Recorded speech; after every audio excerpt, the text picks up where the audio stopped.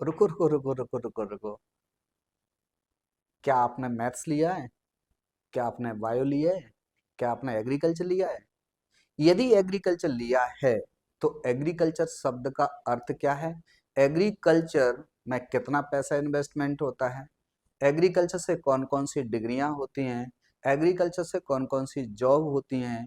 वो मैं आपको बताऊंगा। तो सबसे पहले हम जानते हैं कि एग्रीकल्चर शब्द कहाँ से उत्पत्ति हुई है। तो एग्रीकल्चर शब्द की उत्पत्ति जानेंगे और एग्रीकल्चर की शुरुआत यहीं से करेंगे। यदि ये एग्रीकल्चर को ढंग से समझ लिया ना, तो मैं कह रहा हूं आप मैथ और बायोलॉजी को भूल जाएंगे।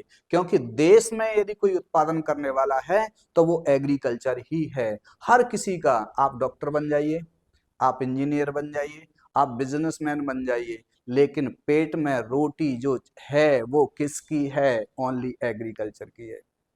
आप रोज बोतलें तो नहीं लगा सकते, लेकिन रोटी तो रोज खाना पड़ेगी ग्लूकोज की। घर में चाय की चुस्की लगा रहे हो सुबह शाम, होटलों में बैठ के 5 स्टार में खाना खा रहे हैं, वो एग्रीकल्चर की देन है।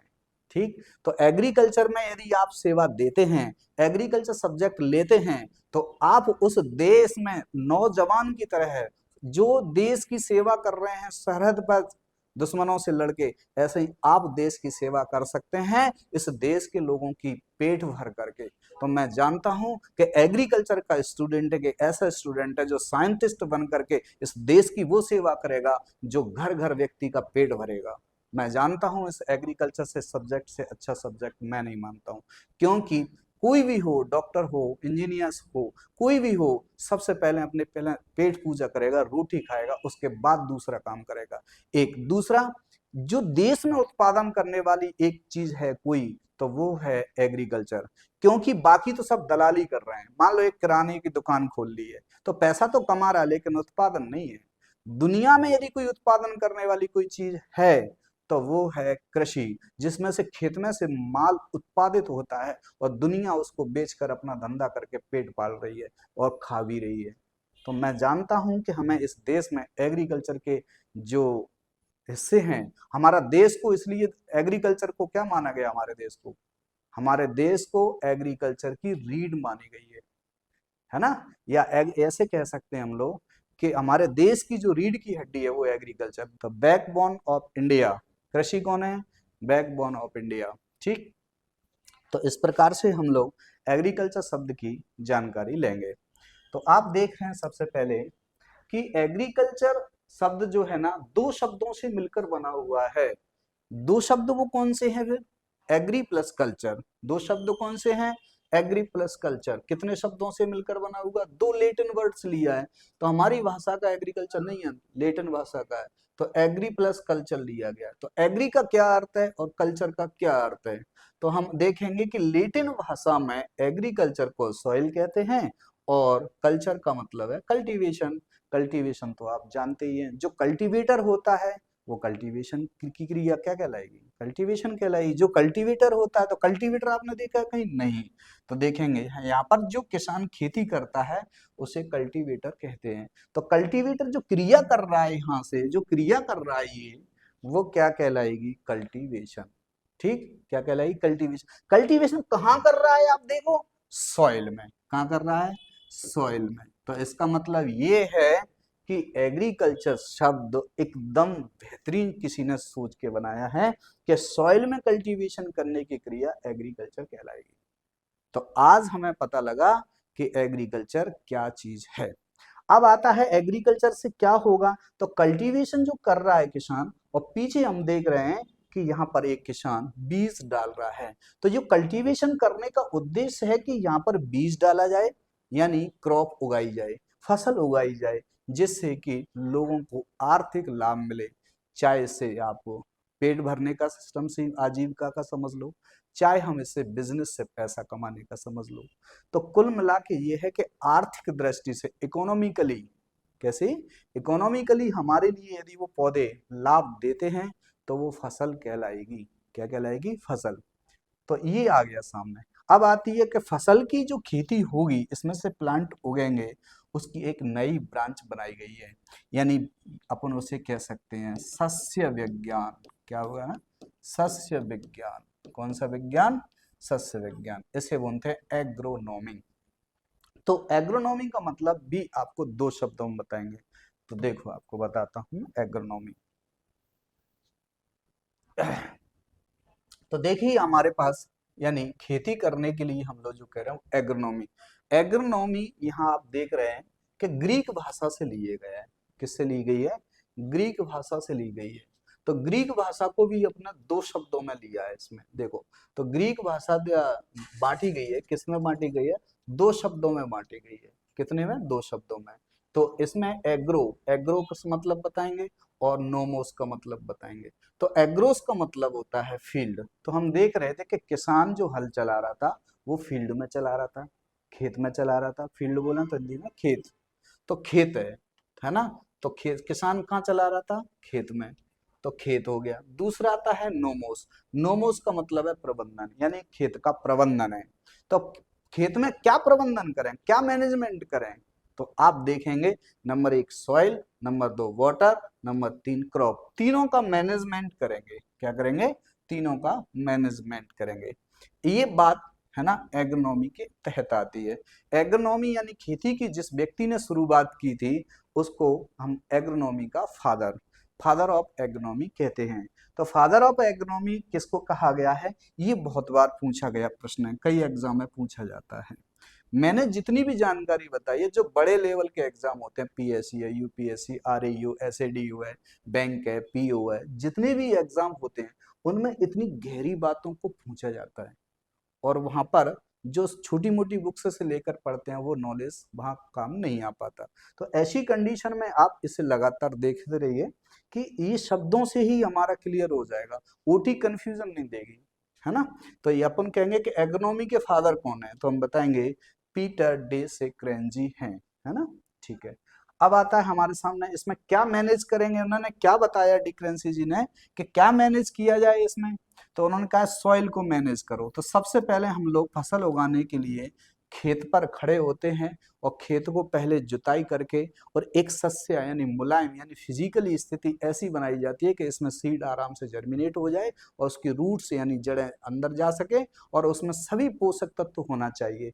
क्या पोषक तत्व होना चाहिए? नाइट्रोजन है, फास्फोरस है, पोटास है, पोटेशियम है, मैग्नीशियम है, सल्फर है। ये सारे न्यूट्रिएंट्स पौधे को चाहिए। क्या चाहिए? सारे न्यूट्रिएंट पौधे को चाहिए। तो क्या सॉइल में ये मैनेज हो पा रहे हैं या नहीं? यदि नहीं हुई तो बीमार हो जाएगी फसल। बीमार हो जाएगी तो ना तो फ्रूटिंग होगी और ना ही क्रॉप में फ्लावरिंग होगी और एक पौधा मर जाएगा, आगे जनरेशन नहीं चल पाएगी। इसलिए सभी सॉइल को मैनेज करने चलना है और सभी न्यूट्रिएंट्स में होने चाहिए। चलो सॉइल मैनेज हो गई, इसमें किसी भी प्रकार के पोषक तत्व की कमी नहीं है। अब हम करेंगे वाटर। सॉइल के साथ साथ में पानी का भी होना जरूरी है। यदि पानी जितना प्लांट्स को आवश्यक है उतना ही देना है, ना तो ज्यादा देना है और ना ही कम देना है। तो इसकी आवश्यकता को पहचानना है कि कितना कब पानी देना है और कब ये पानी प्लांट्स मांग रहा है। ठीक है, जब ये हो गया फिर आ गया है क्रॉप यानी फसल का मैनेज। जब फसल बड़ी हो गई है, जो हो गया ये आपके सामने देख रही है फसल हो गई है, तो यहाँ पर हम देख रहे हैं कि वाटर को मैनेज हो गया, उधर उधर नहीं जा रहा। कितना पानी कब चाहिए वो हो जाएगा। अब आप देख रहे हैं ये जो फसल दिख रही है हमें वो कितनी स्वस्थ है। कैसी है? स्वस्थ है, एकदम हेल्थी है। कैसी है? एकदम हेल्थी है, मस्त। इसमें किसी भी प्रकार के आपको रोग नहीं दिख रहे, किसी भी प्रकार के कीट नहीं दिख रहे। जब रोग और कीटों का भी प्रबंधन हो जाए तो फसल उत्पादन पूर्ण रूप से दे पाएगी। इसी को ही मैनेजमेंट बोलेंगे। तो एग्रोनॉमी शब्द इतना बड़ा है कि आप इसे एक शब्द नहीं समझें। एग्रोनॉमी में इतने शब्दों को मैनेज किया है तब ये एग्रोनॉमी शब्द आया है। तो एग्रोनॉमी क्या है? एक फसल जो खेत में उग रही है उसकी खेती की प्रबंधन और उसका उत्पादन तक जो भी समस्याएं होती हैं, जो भी प्रक्रियाएं होती हैं, उनका मैनेज करना क्या कहलाएगा? सस्य विज्ञान यानी एग्रोनॉमी। ठीक है। तो ये हुआ इस प्रकार से, आपको एकदम ऐसा लगा होगा कि नहीं वास्तविक इन शब्दों से कितना मेरा क्लियर हुआ। ठीक है। देखो आप लोगों को फसलों को याद करने में दिक्कत होती होगी, लेकिन मैं आपको ऐसा फंडा बताऊंगा जो एक ही बार में याद करा देगा, बार बार परेशानी नहीं होगी। तो बताइए कैसे? कई बार आप देखते होंगे कि फैमिली करते हैं, याद होती है फिर भूल जाते हैं, फिर याद होती है फिर भूल जाते हैं। आज से भूलना मना, आज से भूलना मना, आज से नहीं भूलेंगे, क्योंकि हम उस पेड़ों के नेचर के बारे में नहीं जानते। तो आपको मैं उसके बीज पत्र यानी कॉटलिडन्स के आधार पर आपको वर्गीकृत करके कुछ ऐसे चिन्ह बताऊंगा जो आप पेड़ में देख सकते हैं, और उन चिन्हों को देख करके आप कभी भी बता दोगे कि इस फैमिली में ये आता है। फैमिलियों का आंसर तुरंत दोगे यूं। तो मैं कुछ फैमिलियों का बताऊंगा, पूरा तो नहीं, लेकिन क्या क्या होता है, कैसे कैसे होता है, कैसे पहचानेंगे, ये आपको सुने। तो हम लोग फसलों को देखेंगे कि एक तो होते हैं सकरी पत्ती वाले और एक होते हैं चौड़ी पत्ती वाले। तो उनके लक्षणों को हम बीज से शुरुआत करेंगे। तो सबसे पहले हम लेते हैं बीज। क्या लेते हैं? बीज। तो हमने ले लिया मोनोकॉट। मोनोकॉट का मतलब है एक बीज पत्र, है ना। मोनो माने होता है, क्या होता है? मोनो माने होता है एक। मोनो माने क्या होगा? एक। और कॉट माने होता है बीज पत्र। बीज पत्र। तो उसका मतलब यह है कि बीज में से बीज पत्र एक ही हो तो क्या कहलाएगा? मोनोकॉट। यदि बीज के दो पत्ते बन जाएं तो वो क्या कहलाएगा? डाइकॉट। तो देखेंगे हम लोग, गेहूं को हम तोड़ेंगे तो गेहूं टूट जाएगा, लेकिन उसमें से दो दौल नहीं बनेंगे। अब हम देते हैं चना, डाइकॉट। डाई माने क्या होता है? दो होता है ना। कॉट तो आपको ऊपर बताई जा, बीज पत्र। तो चने को है, मूंगफली को है, मूंग है, उड़द है, जैसे ही हम दबाएंगे तो दो कॉट में बदल जाते हैं। क्या? कॉट में बदल जाते हैं। गांव में से दौल के नाम से जानते हैं। चना का दौल बनता है, दौल को पिसाते हैं तो बेसन बनता है। तो जो दौल है एक, उसको हम बोलते हैं कॉट, जो आपको दिखाई दे रहा है। क्या दिखाई दे रहा है? ये है दौल। तो हम लोग पूरी फसलों को दो हिस्सों में बांट लेते हैं, मोनोकॉट और डाइकॉट। तो यहाँ पर मैं कुछ उदाहरण लिख देता हूँ आपके सामने, ठीक। जैसे कि मैंने ले लिया आपको मक्का। क्या ले लिया? मक्का है, गेहूं है। ये कभी भी दो दौल में नहीं टूटेगा इनका दाना। इधर में हम ले लेते हैं चना है। क्या ले लेते हैं? जैसे कि चना है ना। मूंगफली है। क्या है? मूंगफली है। ये ले लेते हैं। तो इनसे एकदम आसान हो जाएगा। तो इसके बाद मैं बॉडी पार्ट्स बताता चाहूंगा। तो पहले तो बीजों में फर्क क्लियर हुआ। ऐसे दबा के देखो। क्या दबा के देखो? यदि दो दौल में टूट जाता है तो हम कह देंगे ये दो बीज पत्री है, डाइकोटिलेडन्स है। यदि नहीं टूट रहा है, हाथ से पकड़ के देख लेंगे तो हम बता देंगे, क्या बता देंगे, कि ये एक बीज पत्री है। जब इसके बड़े हो जाएं तो हम इसके बाद देखेंगे कि पत्ते निकलेंगे। तो गेहूं वगैरह मक्का की जो पत्ती होती है वो यहाँ से बीच में डंडी जाएगी, और दोनों तरफ सेम नसें होती हैं, इसकी बेनस सिरा सेम होती हैं, है ना। अब हम देखेंगे द्विबीजपत्री में, तो देखो इसमें ऐसे ऐसे बटा हुआ है, जबकि इसमें ऐसे कभी नहीं बटेगा। क्या होगा? कभी नहीं बटेगा। तो हम पत्ती को हाथ में लेकर के बता सकते हैं, भले ही कोई हमारी आंखों पर पट्टी बांध दे, फिर भी हम हाथ फेर के बता देंगे कि सकरी पत्तियां तलवार जैसी, तो वो होंगी एक बीज पत्री यानी मोनोकोटिलेडन में। यदि सकरी और एक नहीं है, तलवार जैसी नहीं है, तो हम समझ जाएंगे कि एक बीज पत्री नहीं है, चाहे वो कुछ की भी हो। ठीक, क्लियर हुआ। अब हम लोग बॉटनी के हिसाब से देखें तो उसकी जो पेड़ है उसको काट के देखते हैं। क्या करें? काट के देखते हैं। तो उसके जो काट के देखेंगे तो इसके अंदर ये जो दिए हुए हैं इनको बोलते हैं वेस्कुलर बंडल। तो वेस्कुलर बंडल कोई अरेंज नहीं है, इस तरह से जैसे लोग बाग कहीं मेले में घूम रहे हो, है ना। कोई अरेंजमेंट नहीं है। जबकि हम लोग इसका दो बीज पत्री पौधे का यदि पेड़ काटेंगे तो इसके अंदर आप देखेंगे कि जो वेस्कुलर बंडल एक रिंग में मौजूद है, जैसे कि हमारे दांत, देख रहे हैं ना, दांत एक रिंग में मौजूद होते हैं ना, एक क्रम वाइज। जबकि इसमें कोई क्रम नहीं है, देखो सब फैले हुए हैं सब जगह। तो ये है वेस्कुलर बंडल बोलते हैं इनको, है ना, ऊतक होते हैं इसके अंदर।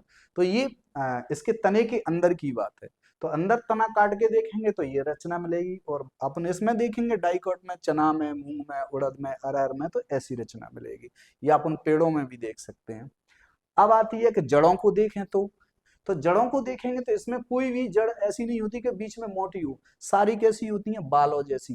कैसी होती हैं? बालों जैसी, एकदम रेशेदार। कैसी होती हैं? रेशेदार। कैसी होंगी? रेशेदार होंगी। अर्थात हम कह सकते हैं कि फाइबर रूट होती हैं। कैसी होती हैं? Fibre root. जबकि इसमें टैप रूट यानी मोटी रूटें होती हैं, जैसे कि मूली, तो बीच में मोटी हो सकती है, ये क्या होंगी? तो बीच में एक लीडर होगा, क्या होगा? एक लीडर होगा ये, और इसमें साइड में क्या होंगी? ब्रांचें होंगी। क्या होंगी? ब्रांचें होंगी। उसके बाद आता है अगला, देखेंगे हम लोग फ्लावर यानी फूल। क्या देखेंगे? फूल। तो इसकी फूल है ना, ये तीन तीन के ग्रुप में ऐसे हो सकते हैं, सिंगल भी हो सकता है, लेकिन इसमें हम देखेंगे तो इसमें जो देख रहे हैं तो पहले पांच, एक दो तीन चार पांच, फिर इसके ऊपर एक और, एक दो तीन चार पांच, तो पांच पांच के रेंज हो सकते हैं, लेकिन ये कभी एक दूसरे के ऊपर ऐसा नहीं होता है। एक दूसरा अब देखेंगे, ये हो गया। इसके बाद मैं आपको एक मक्के का पेड़ बताता हूँ, ठीक? और भी लक्षण बता रहा हूँ इसके अतिरिक्त। जैसे मान लो मक्के का पेड़ है ये, तो उसमें हमेशा नोड पाई जाती है। क्या पाई जाती है? नोड यानी गठान पाई जाती है। क्या पाई जाती है? गठान पाई जाती है। और गठान से लेकर के ये पत्तियां ऐसे निकलेंगी, ठीक? ऐसे। तो इनमें कभी भी क्या, कभी भी यहाँ पर व्रंत नहीं होता। क्या नहीं होता? व्रंत नहीं होता, ठीक? जबकि हम लोग किसी मूंग या सोयाबीन की पत्ती लेंगे, क्या लेंगे? सोयाबीन वगैरह की पत्ती लेंगे, यहीं देख लो ये रहा, तो इसमें आते आते डंडी पाई जाती है, देखो ये व्रंत बोलते हैं इसको, है ना? क्या बोलते हैं? व्रंत। ये होता है। तो ग्रीमनी कुल में यहाँ पर लीफ सीत पाई जाती है। लीफ सीत पाई जाती है। क्या पाई जाती है? लीप सीत। ये पहचान है हमारे पास। जबकि इसमें हमेशा डंडी पाई जाती है। तो ग्रेमनी कुल के किसी भी पौधे में ये यहां से यहां तक की जो डंडी है, ये वाली, ये कभी नहीं मिलेगी, ठीक? ग्रेमनी कुल में हमेशा क्या रहेगी? इस तरह की रहेगी। आपने गन्ना देखा होगा या मक्का, ज्वार, बाजरा देखी होगी, तो पत्ती के यहाँ से इतना हिस्सा ऐसे होता है और उसके बाद ऐसे होती है ये। तो ये जो हिस्सा है ना, ये वाला हिस्सा जो दिया है, इसे लीफ सीत बोलते हैं। क्या बोलते हैं? लीफ सीत बोलते हैं। ये किसी तने पर चिपकी रहती है, तने को ढके रहती है, एक। दूसरा, इसमें नोड स्पष्ट होती है ये वाली। क्या होती है? जैसे गन्ने में, ज्वार में, बाजरा में, गेहूं में, ये गठाने देखी होंगी, और ज्यादातर ब्रांचेस नहीं होती हैं। जबकि हम चना, और इसमें आप देखेंगे तो पौधा उगता है तो ऐसे ऐसे ब्रांचें बन जाती हैं, ऐसा ना? तो देखो इसमें ब्रांच नहीं होती है ज्यादातर। ग्रेमीन कुल की ये भी बहुत पहचान है। तो आपको मैंने इतने लक्षण बता दिए।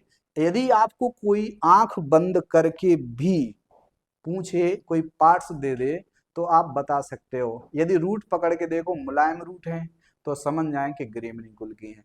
यदि कोई तना दे दे ये वाला, है ना, तो हाथ फेर के देख दो गठाने हैं, तो हम समझ जाएंगे कि ये ग्रेमनी कुल का है। यदि कोई इस तरह का पौधा दे, ब्रांचे हैं, हम कह देंगे ये ग्रेमनी कुल का नहीं है, ठीक है? अब आता है उसके बाद, रूट्स को बता दे, लीफ को बता दे, तने को बता दे, किसी भी पार्ट्स को बता दे, हम हाल बता देंगे कि क्या है? ग्रेवनिकल का। लोग कहते हैं यार भूल जाते हैं। कैसे भूल जाएंगे? तब भूल जाते हैं जब इसके बारे में पूरी जानकारी नहीं है, आप रटने लगे हो, ठीक? रटेंगे नहीं। अब आता है, तो यदि ग्रेवनी कुल की पहचान है, तो दाल वाले किस में आते हैं? तो दाल वाले आते हैं लेग्यूमिनेसी में। किसमें? लेग्यूमिनोसी में, ठीक है? मिनेसी में। लेग्यूमिनेसी होता क्या है? तो आपने देखा होगा कि चने, मटर, मान लो ये मटर का एक पौधा है कोई सा, ये मटर का एक पौधा, और इसमें यहाँ पर फली लगी हुई है। क्या लगी हुई है? ये फली लगी हुई है ना? क्या है? ये फली है, ये पत्तियां लगी हुई हैं इसकी, ठीक? तो ये मटर है, तो इसे क्या बोलते हैं? इसे बोलते हैं लेग्यूम। क्या बोलते हैं? लेग्यूम। तो जिनमें फली लगती हैं वो सब लेग्यूमिनेसी में आएंगे, यानी डाइकोट में आएंगे। क्या में आएंगे? डाइकोट में आएंगे। कोई भी संदेह नहीं है। अर्थात तो ऐसे याद रखना है कि फली को लेग्यूम कहते हैं। तो जिनमें लेग्यूम लगती हैं, क्या लगती हैं? जिनमें लेग्यूम लगती हैं, जैसे कि ये मटर की फली, सोयाबीन की फली, मूंगफली, कोई भी फली हो जिसमें फली शब्द आ रहा है, चाहे वो पेड़ हो, चाहे वो फसल हो, चाहे वो झाड़ी हो, सब कुछ लेग्यूमिनेसी में ही आएगा। आपको है ना मोनोकोट के कुछ उदाहरण बता रहा हूँ। जैसे मैंने बताया था ना, वैसा ही आपको देखने को मिलेगा। तो आप देख रहे हैं कि मोनोकोट, मोनोकोट मतलब एक बीजपत्री। एक बीजपत्री में आने वाली जो फैमिली है वो हमारे सामने है ग्रेमनी में, पोएसी या ग्रेमनी, जिंजरबरेसी, लिलिएसी, यानी सकरी पत्ती वाले। तो आप देख रहे हैं कि ये ग्रीवनी कुल में आते हैं, मक्का आती है, क्या आती है, मक्का आती है, धान आती है। लेकिन लिलिएसी में आप देख रहे हैं कि इसमें भी सकरी पत्तियां, लेकिन मासल पत्तियां हैं, ऐसी पत्ती नहीं है। तो ये ओनियन लिलिएसी फैमिली में आता है। किस में आता है? ऐसे ही किसमें दूसरा वाला हम जिंजर बरेसी में आता है, जिंजर, क्या आता है, जिंजर, यानी जीरा, क्या आता है, जीरा, वो सॉरी क्या नाम है, अदरक, ठीक है, क्या आता है, अदरक आता है। तो इस प्रकार से हम लोग देख सकते हैं, क्या है, देख सकते हैं कि ये ग्रीवनी कुल की पहचान है। क्या है? ग्रीवनी कुल की पहचान है। और ये ग्रीवनी कुल में सीरियल्स आते हैं, जैसे पैडी, धान, है ना, गेहूं और ज्वार यानी सोरगम, पियर मिलेट्स, बाजरा, मक्का, है ना, गन्ना, ये सब इसकी श्रेणी में आते हैं। तो हम लोग अब हमेशा के लिए बात याद रखें कि मोनोकॉट में कितनी फैमिली हैं। तो हम मोनोकॉट की 3 फैमिली और 3 फैमिली के बच्चे याद रख लो, बाकी से सब डाइकोटिलेडन्स में आएगा। याद हो गए या नहीं हुए? हो गए ना, कि हम 3 को याद कर लो। हम परीक्षा में बैठेंगे कि 3 मिलान नहीं खा रहे तो ये ग्रीवनी कुल में या एक बीजपत्री में नहीं है, तो हम लोग शेष हम लगा देंगे कि ये 2 बीजपत्री में है। 2 बीजपत्री बहुत बड़ा है, सारे पेड़ पौधे सब 2 बीजपत्री में आते हैं। तो यहाँ हमने कंफर्म कर लिया कि मोनोकॉट्स में ये है नहीं, तो इसलिए अब आता है हमारे पास सामने डाइकॉट। डाइकॉट का मतलब आप देख रहे हैं, जो मैंने कह सका कि 2 बीजपत्री, 2 बीजपत्र।